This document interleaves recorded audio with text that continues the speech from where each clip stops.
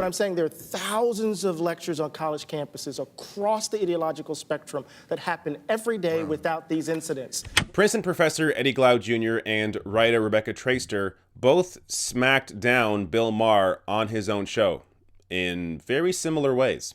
So Bill Maher has this problem where he gets kind of caught up in this discussion around college campus protests and social justice warriors. So he gets super offended by other people who don't like things that he is saying, which, you know, for most people is just called free speech. You are not free from anyone's response to your own free speech. They're both free speech. But Bill Maher gets caught up in this weird discussion around this weird debate around it. So I'm first going to show you Eddie Glaude's clip where he just completely dismantles the whole discussion around college campus protests. Eddie, is free speech on campus being stifled with students protesting controversial speakers? I mean, what about that part of political correctness, that you can't speak on campus, the home of free speech, anymore? I think it's overstated. Really? So, yeah, you can imagine after Milo spoke at UCLA, he probably went someplace else and spoke without any incident. You think about Charles Murray at Middlebury, he probably wound up, which he did at NYU the next day, without any incident. So you have to pick where you can speak? No, thousands. What I'm saying, there are thousands of lectures on college campuses across the ideological spectrum that happen every day without these incidents. What you usually get...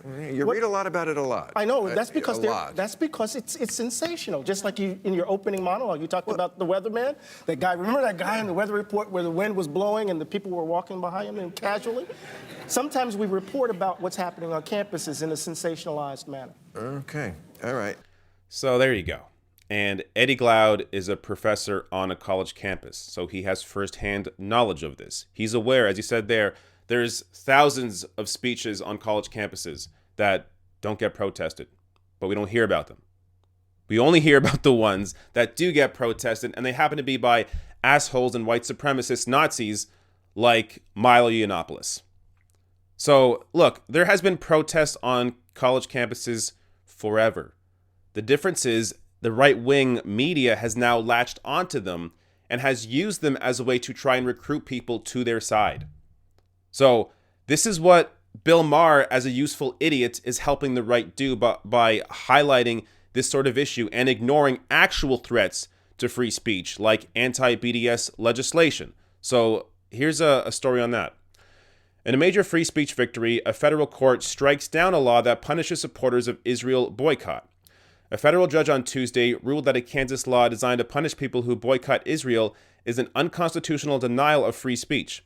The ruling is a significant victory for free speech rights because the global campaign to criminalize or otherwise legally outlaw the boycott, divestment, and sanctions movement has been spreading rapidly in numerous political and academic centers in the U.S.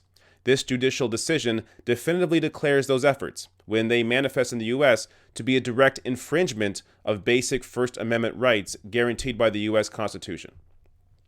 So luckily this law in Kansas was struck down, but when it was on the books, Bill Maher, Dave Rubin, Ben Shapiro, the other free speech phonies said nothing about this.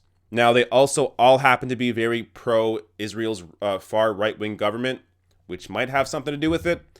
But it shows you they are not objective in viewing these free speech issues, because this anti-BDS legislation was an actual infringement on free speech. Now, let me play you the next clip here, where this one's about social justice warriors, another topic that Bill Maher just loves. Can I go back to your question about why we lose? Yes. Because I think that the question about winning and losing often leaves out the fact that there is one party in this country that has enormous power. And again, I mentioned they're not the popularly elected party, right? The president is not elected by the majority of American voters. And they have a stranglehold on the very mechanisms that then they can use to suppress the activism of the left. Look at the vote. Look at the voting headlines from this week, right? No, but this is really key to why we win and lose. And it's, 53,000 voters being suppressed by Brian Kemp in Georgia, 70% of them black. Sure. 470,000 voters purged in Indiana.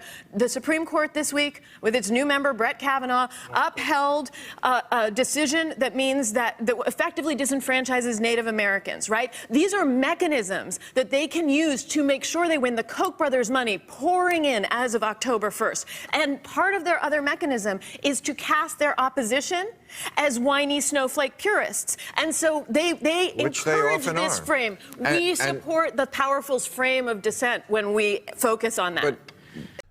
Exactly. That was so well said. So Rebecca Traister there, I've seen her around. I honestly don't know too much about her work, but what she says here about social justice warriors, how the right wing uses that framing to then push away actual issues, is what the right wing does, and what useful idiots like Bill Maher don't realize that they are buying into.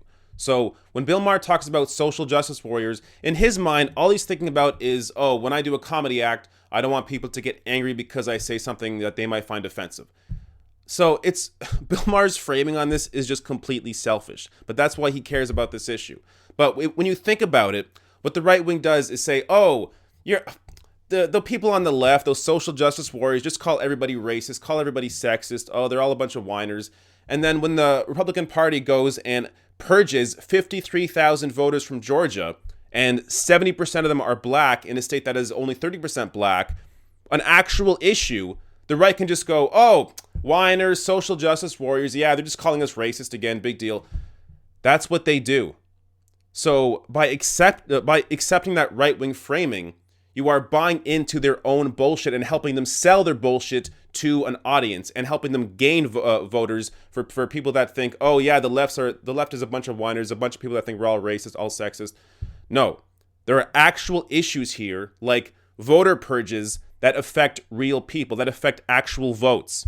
So you can't just buy into the right-wing framing and be a useful idiot like Bill Maher.